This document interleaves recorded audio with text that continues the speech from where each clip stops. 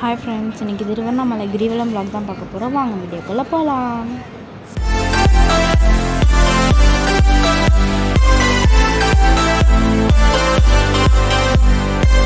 நாங்கள் எல்லோரும் பஸ்ஸில் தான் போனோம். பஸ் செம்ம கும்பலாக இருந்தது. அப்புறம் பஸ் ஸ்டாண்ட்லேருந்து கோவிலுக்கு ஆட்டோவில் போயிட்டோம்.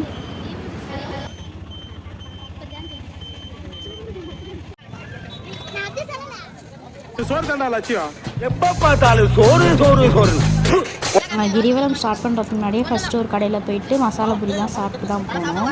இப்போ நாங்கள் கிரிவலம் ஸ்டார்ட் பண்ணிட்டோம். செம்ம கும்பலாக இருந்தது. கோவில்கிட்டலாம் போகவே முடியல. 10:30க்கு ஸ்டார்ட் பண்ணோம்.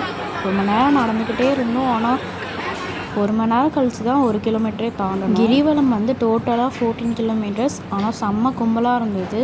நாங்கள் சீக்கிரம் போயிடலாம்னு நினச்சி தான் போனோம். பட் லேட் ஆயிடுச்சு ரொம்ப. ஏன்னா இது சித்ரா பௌர்ணமிங்கிறதுனால ரொம்பவே கும்பலாக இருந்தது. 6.5 hours later. நைட்லாம் ரொம்ப கும்பலாக இருந்ததுனால அதுக்கப்புறம் நான் வீடியோ எதுவுமே எடுக்கலை. இப்போ ஏர்லி மார்னிங் ஆகிடுச்சு. இன்னுமுமே அந்த கும்பல் நிறைய வந்துகிட்டே தான் இருக்காங்க எல்லோரும்.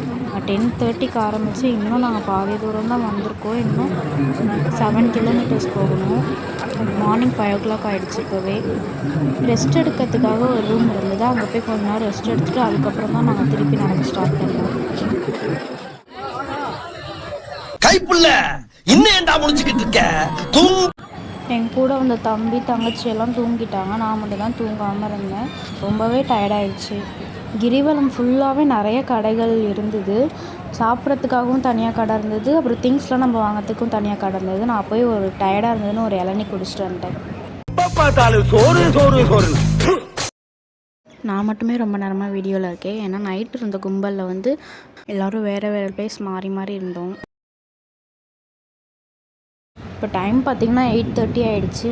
வெயில் செம்மையாக அடிச்சிட்டு இருந்தது. நாங்கள் இப்போ தான் 11 கிலோமீட்டர்ஸே வந்திருக்கோம். இன்னும் 3 கிலோமீட்டர்ஸ் இருக்குது. அதுக்குள்ளே இங்கே பிளேஸ் நல்லா இருக்கே அப்படின்னு சொல்லி வீடியோஸ்லாம் எடுக்க வந்துட்டோம். மார்னிங்கே ஆகிடுச்சு. ஆனால் இன்னுமுமே நிறைய பேர் நடந்துக்கிட்டே தான் இருக்காங்க. கிரிவலம் போயிட்டே தான் இருக்காங்க. முக்கியம்.